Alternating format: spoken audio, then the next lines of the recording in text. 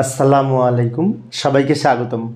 প্রিয় শিক্ষার্থী বন্ধুরা, আজকে আমি হিসাব বিজ্ঞান বিষয়ের যে ব্যাংক কর্তৃক ধার্যকৃত চার্জ ও কমিশন 500 টাকা, এই 500 টাকা আমরা ব্যাংক কর্তৃক চার্জ ও কমিশন যে কর্তন করেছে এই লেনদেনটি হিসাব সমীকরণে কিভাবে লিখব, তাই না? হিসাব সমীকরণের এই ধার্যকৃত চার্জের ফলে ব্যাংক জমা কমে যাবে। এই যে লক্ষ্য করি, ধার্যকৃত চার্জ কথাটার অর্থ হচ্ছে ব্যাংক আমার অ্যাকাউন্ট থেকে টাকা কেটে নিয়েছে। যেমন আজকে না গতকাল আমি একটা মেসেজ পেলাম যে your account has being debited, টাকা 200 কত টাকা যেন কাটছে এই মার্কেন্টাইল ব্যাংক থেকে, তাহলে ওখান থেকে কেটে নিয়েছে। তো এই কাটাটাই তো হচ্ছে ধার্যকৃত চার্জ কর্তন করার ফলে আমার ব্যাংক জমা কমে গেছে। তো যেহেতু ব্যাংক জমা কমে গেছে তাই এটা ব্যাংক থেকে মাইনাস হবে। ব্যাংক জমাটা সম্পদ তাই এ হ্রাস পেয়েছে, তো এই লেনদেনের ফলে এ হ্রাস পেয়েছে। আবার অপর দিকে এই ধার্যকৃত চার্জটা ব্যয়ের ফলে মালিকানা সত্ত্ব কমে। তাহলে আমরা ছকের মাধ্যমে যদি দেখি তাহলে এই কমিশন ধার্যের ফলে কমিশনটা ব্যয় হলে মালিকানা কমবে, মূলধন কমবে। আবার ব্যাংক চার্জ এর ধার্য করার ফলে ব্যাংক জমা কমেছে, মানে এও কমবে, সম্পদও কমবে। ফাইনালি আমরা ছকের মাধ্যমে যখন লিখব তখন ধার্যকৃত চার্জ 500 টাকা একবার ব্যাংক থেকে মাইনাস হবে, ব্যাংক জমা থেকে মাইনাস হবে, আর একবার এই মালিকানা সত্ত্ব থেকে বিয়োগ হবে।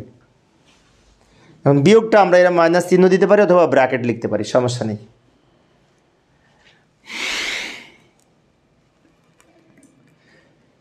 আরেকটা লেনদেন দেখি।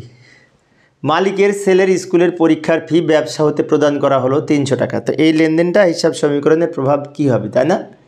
তো মালিকের ছেলের স্কুলের পরীক্ষার ফি যদি দেয়া হয়, ব্যবসা থেকে প্রদান করা হয়েছে মানে কি মালিকের নিজের খরচ, এটি ধরে উত্তোলন হিসেবে গণ্য হবে। তো যাই আমরা এটা সমাধানের চেষ্টা করি। প্রথমত এই নগদ টাকা কমে গেছে ফি প্রদান করার ফলে, মানে এ কমে গেছে, এটা সম্পদ।